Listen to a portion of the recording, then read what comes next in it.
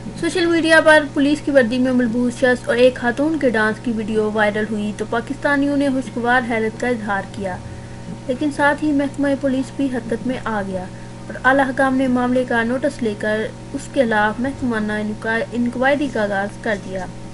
लेकिन अब ये खबर सामने आई है कि वीडियो में डांस करने वाला शख्स दरअसल पुलिस एहलकार है ही नहीं। सोशल मीडिया पर वायरल होने वाली वीडियो में खातून के साथ डांस करने वाला शख्स दरअसल पुलिस इंस्पेक्टर नहीं है बल्कि एक अदाकार है जिसका नाम शहजाद आसी है। शहजाद आसी ने बताया कि मेरा पंजाब पुलिस के महकमे से कोई ताल्लुक नहीं है। ये वीडियो किसी ने ड्रामे की रिहर्सल के दौरान बनाई थी। वाज़ेह रहे कि इससे कबल मीडिया पर खबरें नशर हुई थी कि जब ये मामला डिस्ट्रिक्ट पुलिस ऑफिसर पाक वतन मारिया महमूद के नोटिस में आया तो उन्होंने इंस्पेक्टर को न सिर्फ मुअत्तल किया बल्कि उनके खिलाफ महकमाना इंक्वायरी का भी आगाज कर दिया गया।